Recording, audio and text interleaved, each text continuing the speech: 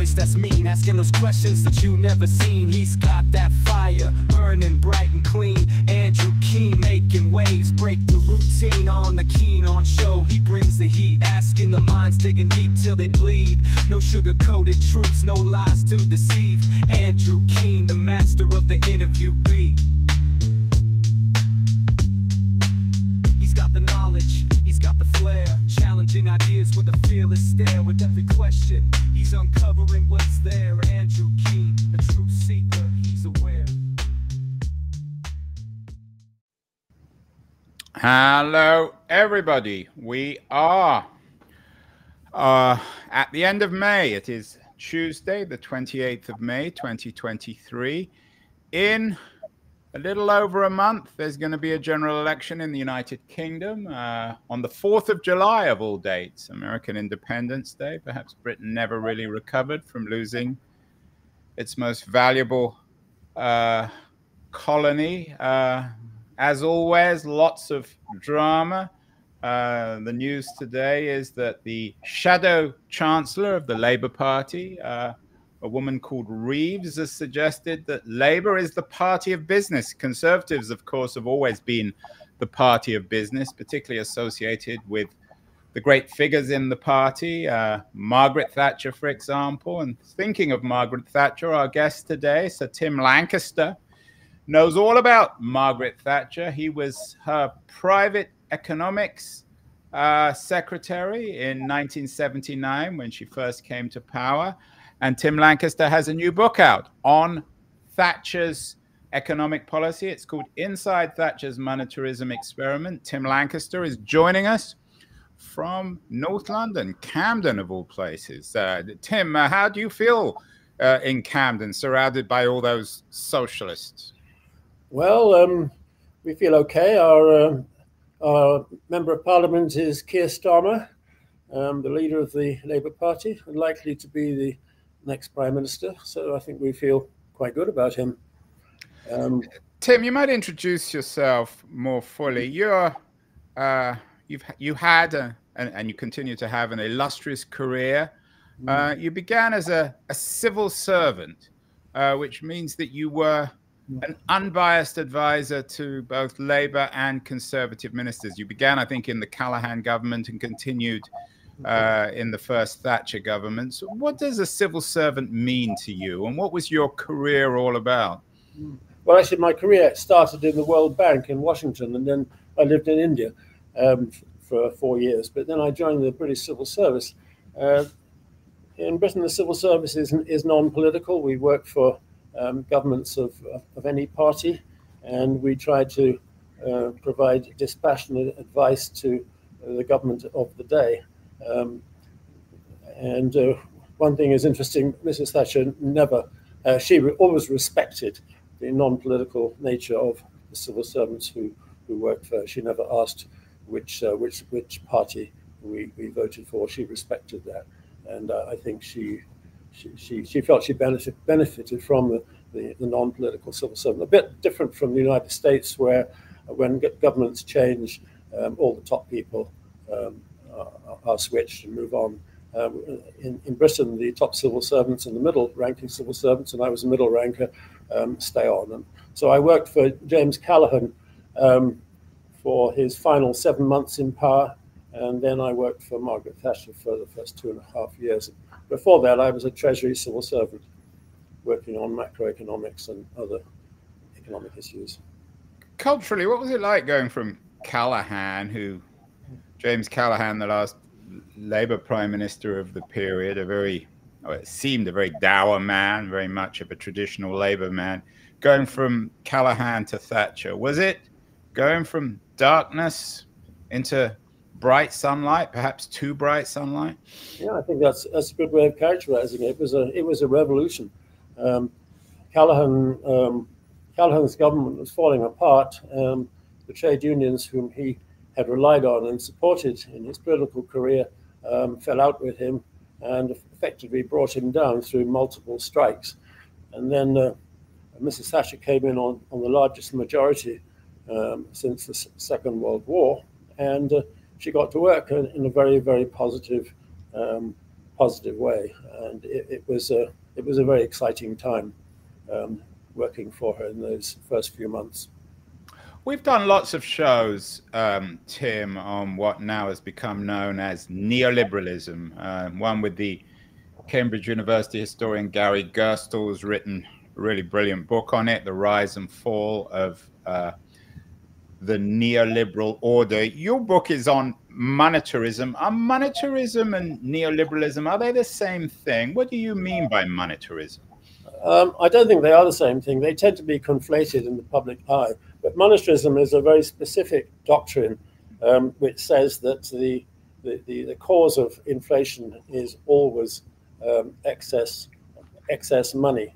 And the only way to curb inflation is to curb the money supply.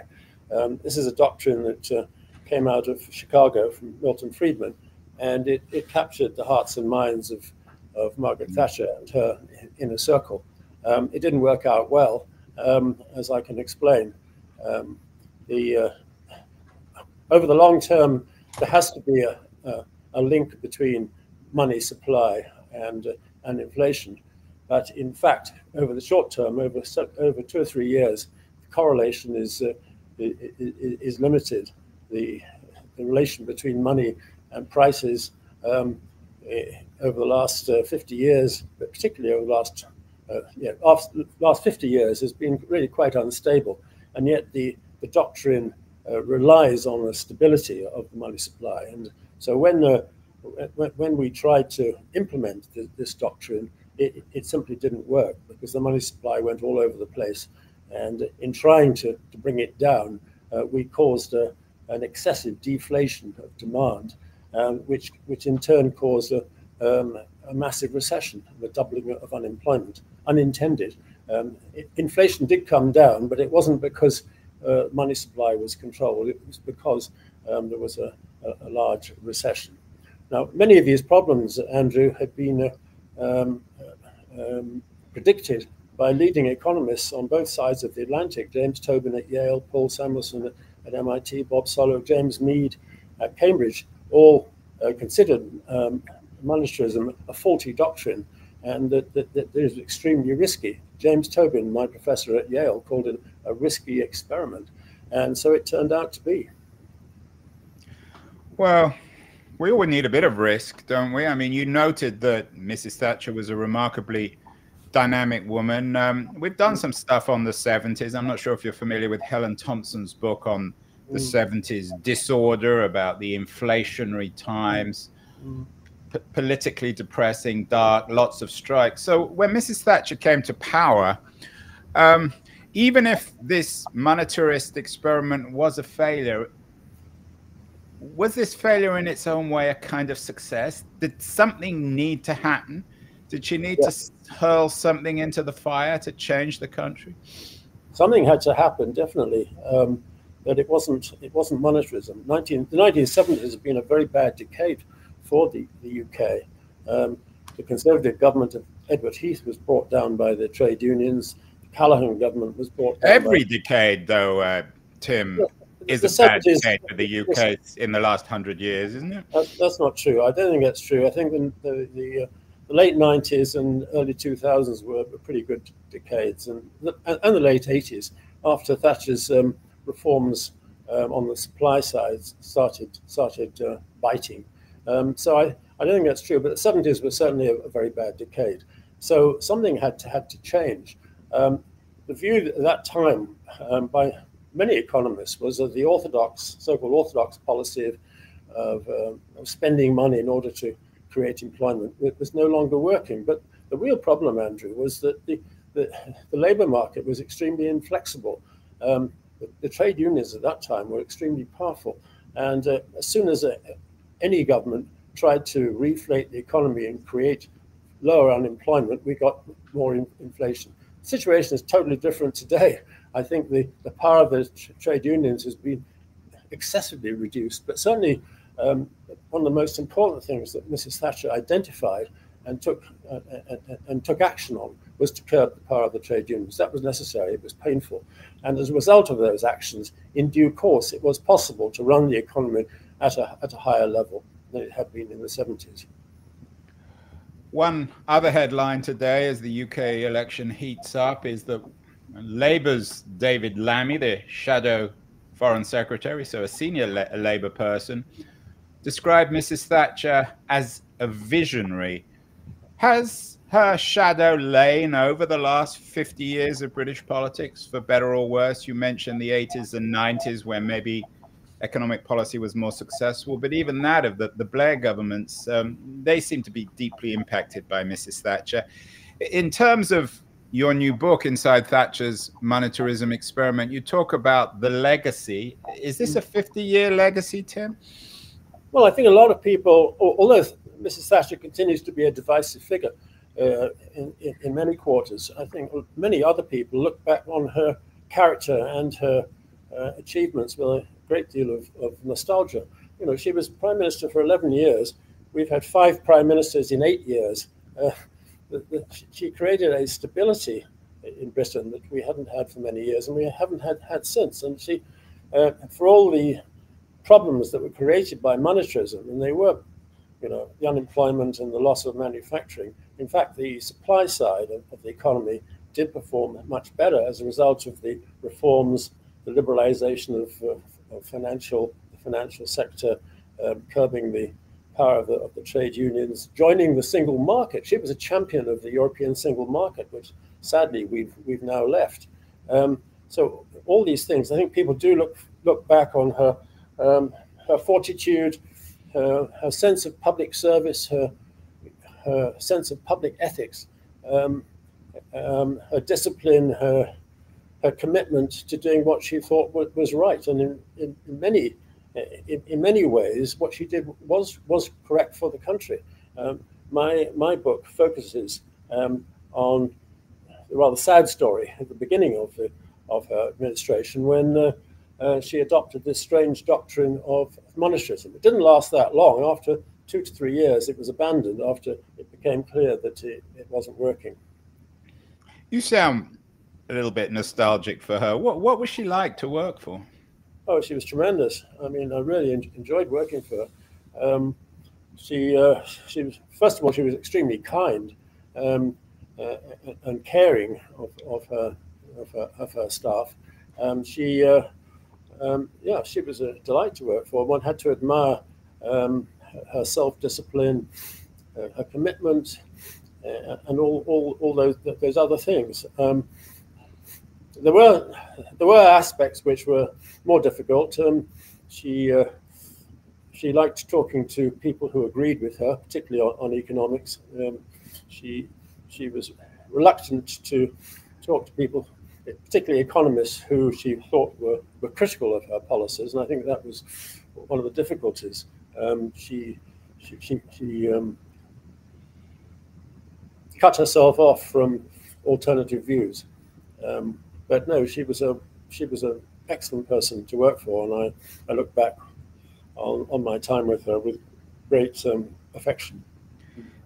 Tim, the conventional view of her is that she was, at least the conventional critical view of her was that she was a little inflexible, that she didn't turn. And I think she famously said, this woman is not for turning, may not have been in economic policy, more in foreign policy.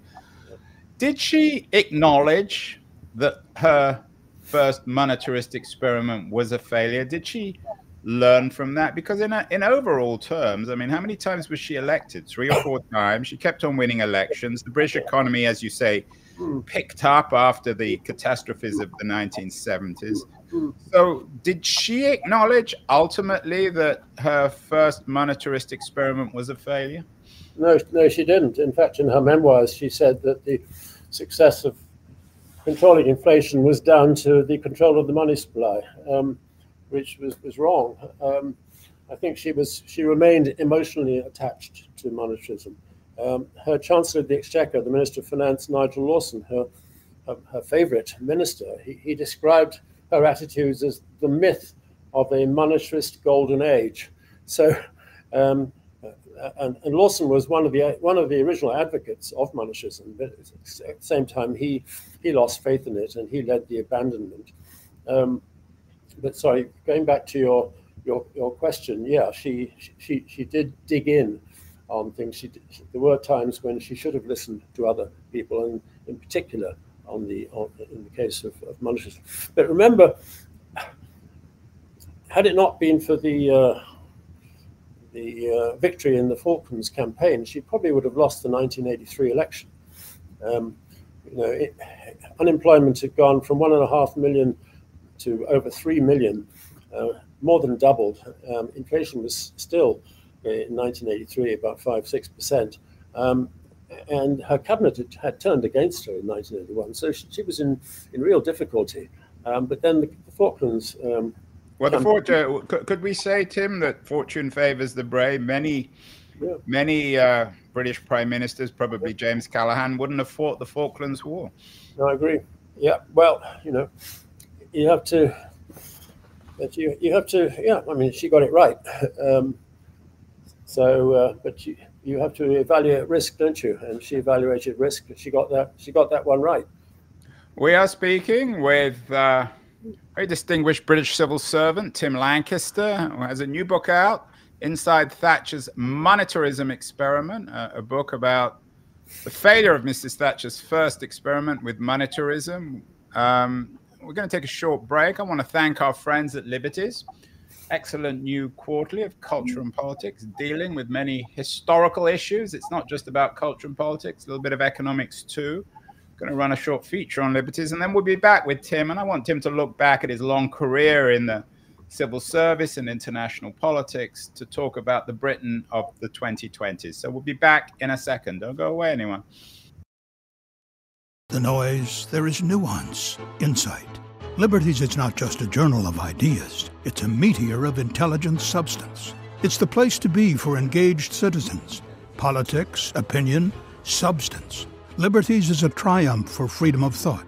A quarterly of urgency, of cultural exploration, of intellectual delight, of immaculate prose.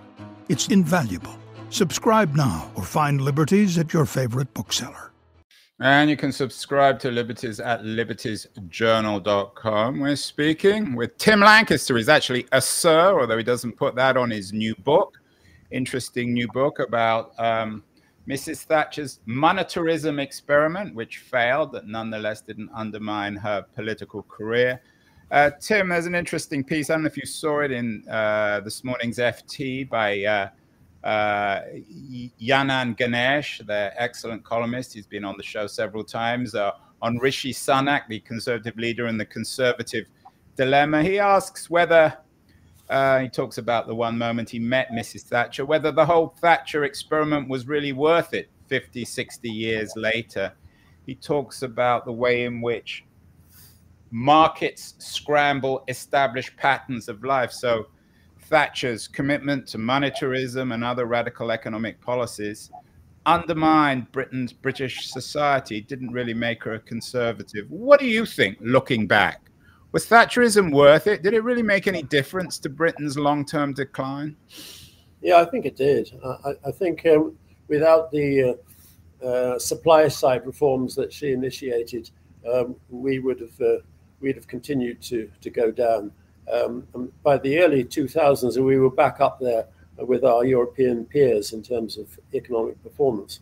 Now, the fact is that since 2010, the great financial crisis, we haven't done well. We've lagged many countries in Europe and certainly the United States.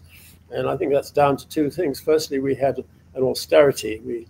We reduced our debt levels unnecessarily. So we had an austerity period for the first 6 years or 7 years. And then we had Brexit, which was a self-inflicted wound, which has created a lot of problems. It's created problems for investment, for exports, and for productivity. So going back to your point, I think Thatcher's revolution was necessary. I wouldn't necessarily call it a neoliberal revolution. It didn't result in the pulling back of the state in the way that neoliberals would have suggested, but it did change the way that the economy operates. It created incentives and self-reliance in a way that we hadn't had before, and a sort of entrepreneurial environment, which I think is which we have today. We have a lot of problems in the British economy, but at least we have enterprise and entrepreneurship. If it weren't for Brexit and for the period after the great financial crisis, I think we'd be doing much better than we are. You mentioned Brexit. Perhaps the most vocal supporter of Brexit, Nigel Farage, continues the head of the Reform UK party, continues to be a divisive figure, perhaps split the Conservatives. Wasn't Brexit, though, in some senses a consequence of Thatcher's free market policy? It goes back to Ganesh's point that when markets are undermined, they scramble established patterns of life. People didn't vote on Brexit rationally in economic terms. They voted because they thought their world was being destroyed, and that undermining of traditional Britain was begun in many ways by Mrs. Thatcher's radical economic policies. Is there any truth to that, Tim, or is that wrong? I think some truth to that. The towns and cities of the north of England, which were decimated, their manufacturing industries were really cut down. Those communities have never fully recovered, and it's in those communities where there was a sense that globalization and the world out there was damaging to Britain. But having said that, Brexit was also the product of false promises and misleading statements by several leading politicians. It was quite a close vote, and without those misleading statements, certain economy of the truth on the part of some leading politicians, I think Brexit wouldn't have happened. Do you think there's more dishonesty now in politics? I mean, Mrs. Thatcher made a lot of promises and claims that didn't turn out to be true. Is there a difference between the promises and claims of Thatcher and Thatcherism and the promises and claims of the Brexit crowd? I think there is a difference. First of all, Mrs. Thatcher never lied. She never knowingly lied. Secondly, she genuinely believed in what she was doing, and genuinely believed that what she was doing would produce the results that she stated. Sometimes in recent politics, one gets a sense politicians say things, they don't really believe them. So I think the result of this, our politics has become degraded. There's a cynicism about politics in Britain today, which didn't exist. There was a lot of opposition to Mrs. Thatcher and what she was doing, but I think there wasn't the cynicism that we have today, which is quite damaging. It'll be interesting to see what the turnout in the election is in terms of voter participation. I think it'll be relatively low myself. Tim, you're an example of the backbone intellectually of British society. You went to the top university, you became a top civil servant, you spent an illustrious life traveling around the world, you educated at Cambridge and at Yale. Has the authority of men like yourself, they tended to be men, although of course there were some women, has the authority of men like yourself been undermined in our age of Brexit, Trumpian populism, and is that something that we should be concerned with? Should we trust guys like you? I don't know about trusting guys like me, but I think there should be greater trust in expertise.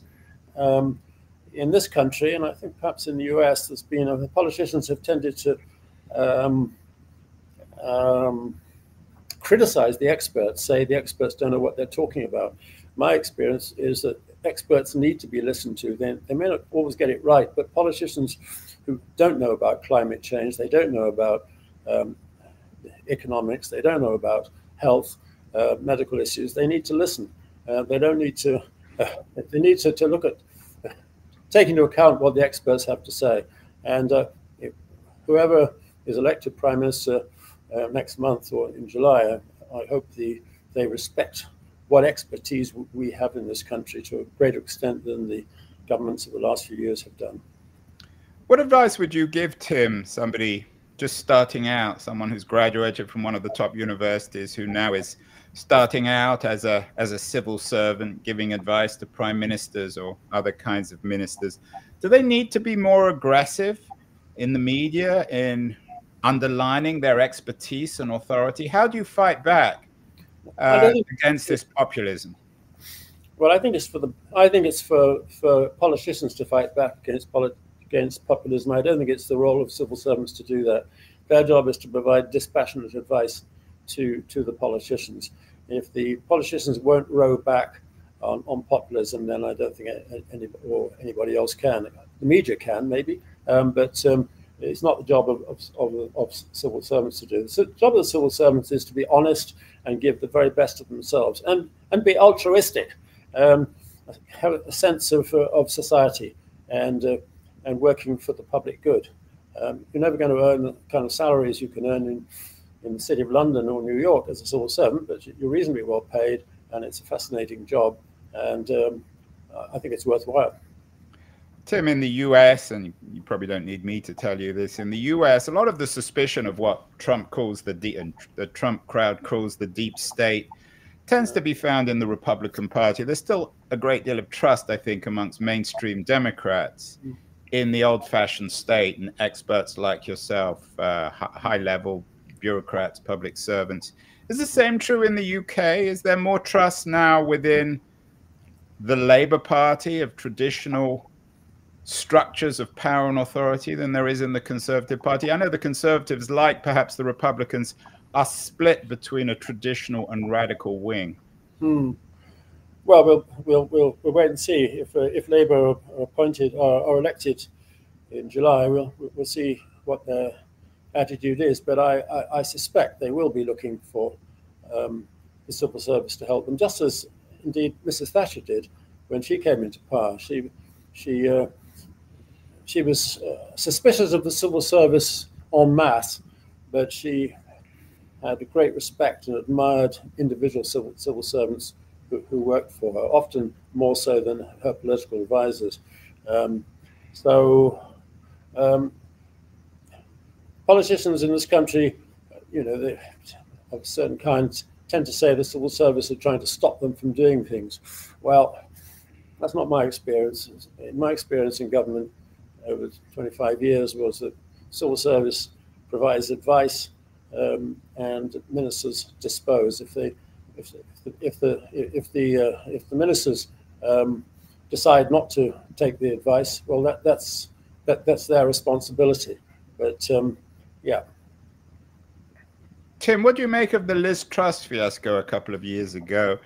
I'm guessing that most of her civil servants were opposed, would have disagreed with her on her, and maybe correct me if I'm wrong, a radical monetarist approach that resulted in her blowing herself up politically and Sunak becoming prime minister. Well, I didn't work for her.